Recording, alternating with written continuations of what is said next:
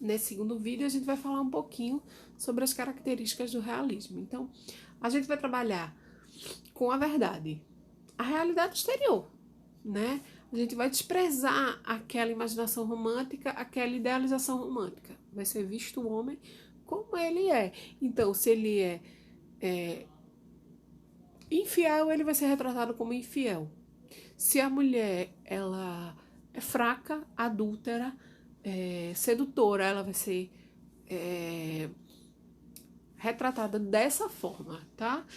Além de ser retratada apenas a contemporaneidade, né? A realidade daquela época, ela é vista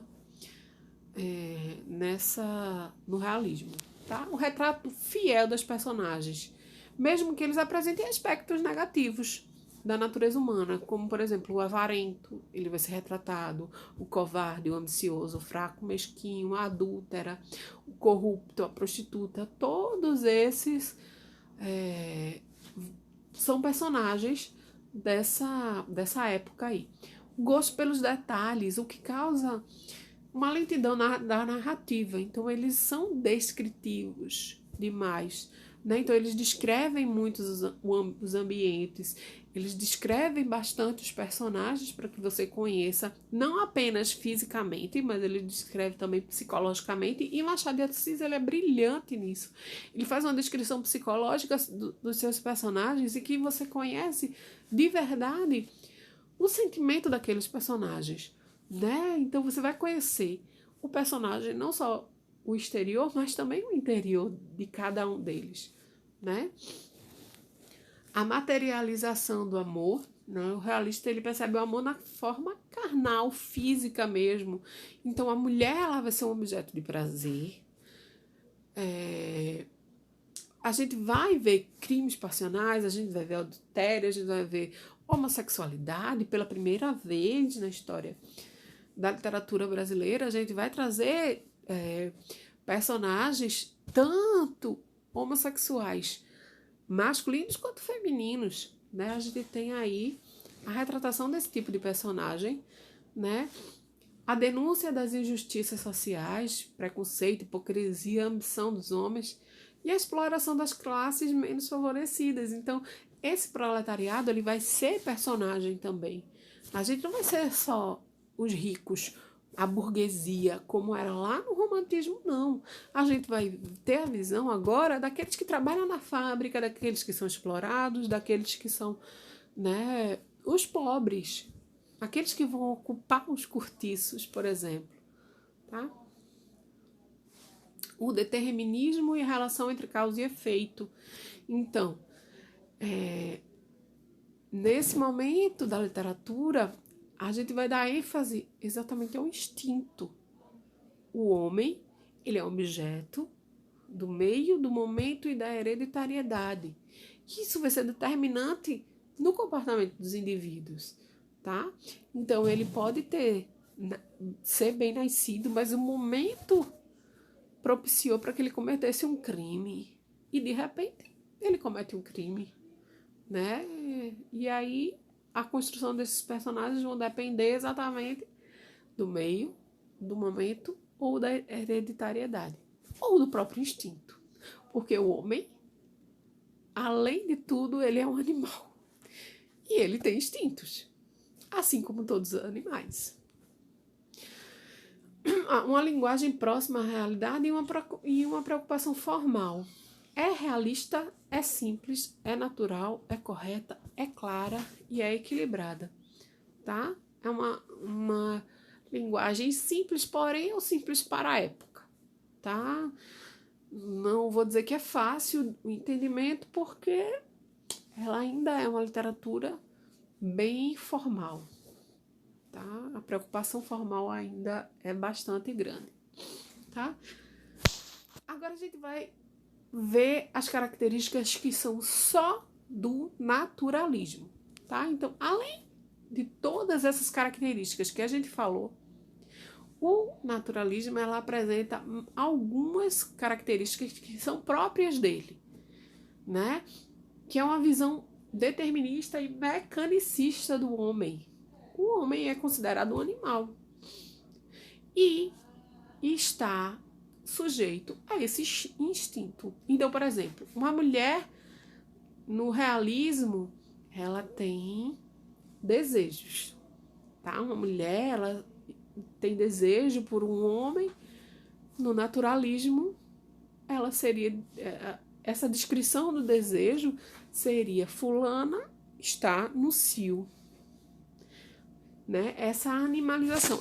O naturalismo é algo mais, digamos assim, vamos fazer uma comparação entre o romantismo, o realismo e o naturalismo.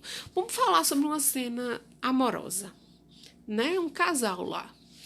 Eles, uma cena romântica, como é que seria? Como é que seria descrita essa cena romântica? O casal tá lá, dentro do quarto, e aí eles começam, né, a ter intimidade, isso no romantismo, tá? Eles começam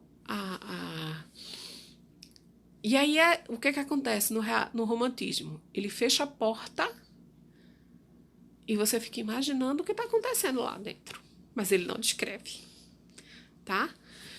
A mesma cena, descrita por um realista, ela seria como? Ela seria: o casal começa a se empolgar, digamos assim, e aí o realista, ao invés de fechar a porta, ele deixa a porta entreaberta e você vai ver aquilo apenas que ele quer que você veja, tá? Mas já dá para ver alguma coisa. Sabe o que o naturalista faz? Ele abre a porta e você consegue ver tudo que está acontecendo lá dentro, tá? Então essa é a diferença entre as obras românticas, realistas e naturalistas. O naturalista, ele é mais voltado para esse instinto, tá? O homem, ele é um animal e ele tem que ser... E ele tem esses instintos animais, né? É uma literatura mais cientificista. O homem é estudado, é considerado um caso a ser estudado pela ciência, tá? Porque, afinal de contas, ele é um animal. A preferência são por personagens patológicos, né? Personagens mórbidos, como os adúlteros, os psiquicamente desequilibrados, assassinos, bêbados, miseráveis, doentes, prostitutas, né? E aí é onde a gente vai ver os dois casos. Por exemplo, só em uma obra, no Cortiço, a gente tem a formação, a descrição a formação de um caráter extremamente ruim, como é o João Romão, por exemplo. A formação, o porquê que ele se tornou esse homem ruim, assim como a gente tem também as descobertas de adolescentes de Pombinha, que era noiva, por exemplo, e que estava esperando para casar apenas a sua menstruação vir, e que demorava muito para ela vir, e ela só estava esperando menstruar para casar, e de repente ela se descobre numa casa de prostituição, e sua menstruação ela vem logo após um envolvimento sexual com a própria madrinha. E a partir desse envolvimento sexual com a madrinha, ela menstrua. E ela opta por não casar para viver com a madrinha nesse ambiente nesse prostíbulo, que a madrinha era a cafetina lá, né? E aí a gente vê, né, além disso, a sensualidade, a pimenta, né, naturalista presente em todas as obras, tá? Uma crítica social extremamente forte, onde vai ser criticado aí a pobreza, a miséria de quem vive, por exemplo, num cortiço, né? As questões religiosas, como o poder da igreja, também vai ser criticado aí de forma social, né? De que o padre, por exemplo, ele é homem e que também tem as suas necessidades de homem, né? Enquanto animal, enquanto assim, com a necessidade de dar vazão aos seus instintos, né? A incorporação de termos científicos e profissionais, principalmente ligados à medicina, à biologia, à psicologia, a atividades profissionais, sobretudo exercido pelas classes menos favorecidas. Então a gente vai ter aí, por exemplo, né, o que a gente chama de zoomorfismo, de pegar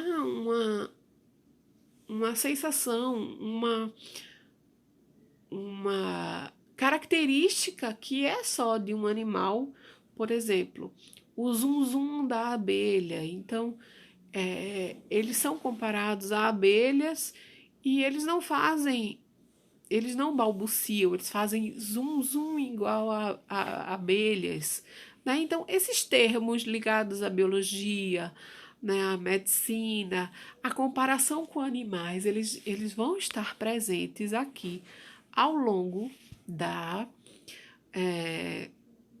de toda a obra naturalista, ok? E a gente termina esse vídeo aqui e na próxima aula a gente vai falar sobre os principais autores e as principais obras.